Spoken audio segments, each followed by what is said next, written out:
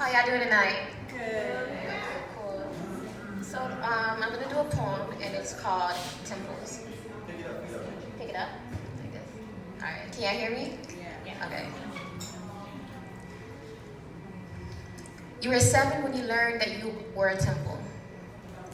You'd overheard your mother speaking about how bodies are of God and holy and sacred, and you want to be of God and holy.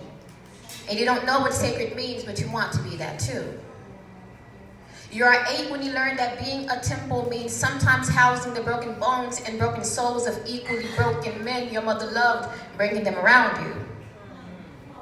Preachers and deacons for your temple, but souls aren't the only things pastors touch. Sometimes see you confuse sacred for sanctuary. Thought you could make yourself into something the Spirit of God could one day dwell in, because not once during all of those Sunday services did your mom ever mention that devils frequent churches too, but you learned. The same way you learn that some righteous men only become so after years of unloading their sins into little girls like you are tasked with the burden of being clean, but never receive protection from those who sully you, little girls like you. Are raised by mothers who leave your well-being in the hands of good men as if angels don't fall. You are 10 when you learn the religion of your house is silence. When you try to tell your mom what's been going on and she cuts you off and she cuts you and she cuts and cuts like Abraham did Isaac, and you decide the circumcision of your voice must be holy so you don't cry out at the mutilation. You swallow your words like the daily bread of a silence you've been taught to live by, and you pick up a broom. Because if your mom is sweeping things under the rug, maybe that's the only way to keep your temple clean, and you want to be clean, so you sweep too.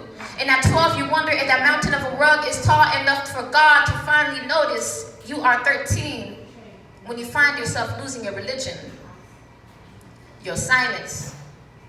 You try to drown yourself in it, to die for it, but you're no martyr, so you bring things to your mom again, and she goes to him, allowing him to give his peace, and her ears become offering plates that he throws silver-coated lies into, and when he accepts, you decide you hate how greedy churches have become, but she's not crumbling like you.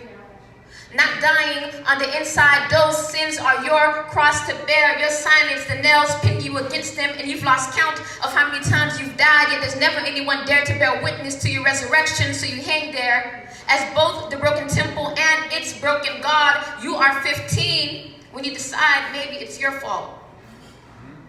Maybe you weren't the right temple, didn't make the right sacrifices. Maybe you were Cain when you needed to be Abel. Maybe you were unclean. Maybe inside of you was a golden calf that caused men to fall. How could you call yourself a house of God when the devil visited you so frequently?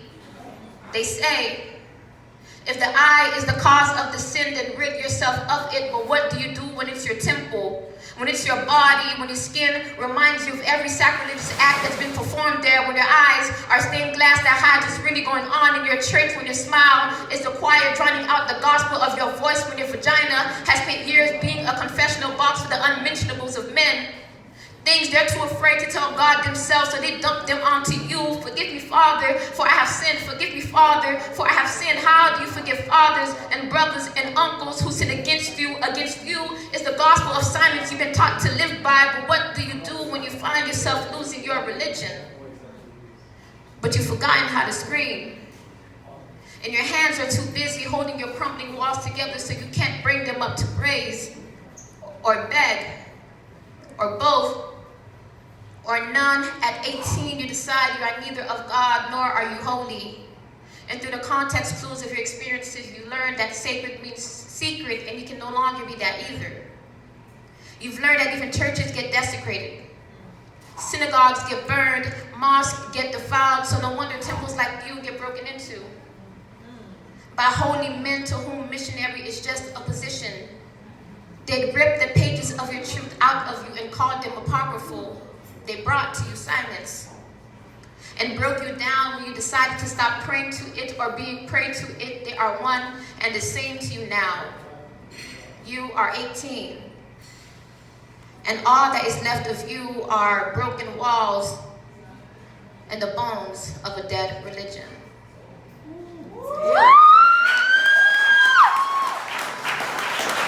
So I am on Writers, WRITERS .soul, SOLE, and I would love a follow. Thank you all.